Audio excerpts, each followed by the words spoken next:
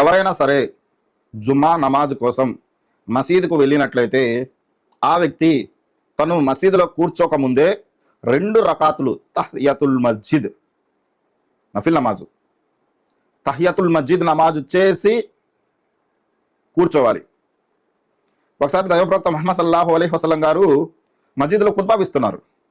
అప్పుడు ఒక వ్యక్తి వచ్చి మసీదులోకి వచ్చి కూర్చోవటం జరిగింది. ప్రవక్త గారు ఖుత్బా ఆపి, నీవు నమాజు చేసుకున్నావా అని అడిగారు. లేదు ప్రవక్త అని చెప్పి ఆ వ్యక్తి సమాధానం చెప్పడం జరిగింది. వెంటనే ప్రవక్త గారు అన్నారు, లేచి 2 రకాతులు నమాజు చేసుకొని కూర్చో అని చెప్పి తెలియజెప్పడం జరిగింది. కాబట్టి ఎవరైనా సరే ఏ సమయంలో అయినా సరే జుమా నమాజు కోసం మస్జిద్కు హాజరైతే మీరు 2 రకాతుల నమాజు చేసుకోకుండా మస్జిద్లో కూర్చోమాకండి. ఆ యొక్క ఇమాం గారు ఖుత్బా ఇస్తున్న సమయంలో అయినా సరే మీరు 2 రకాతుల నమాజు చేసుకొని మాత్రమే కూర్చోవాలి అని చెప్పి ప్రవక్త గారి ద్వారా మనము తెలుసుకున్నటువంటి ఈ హదీసు ద్వారా మనకు అర్థమవుతుంది.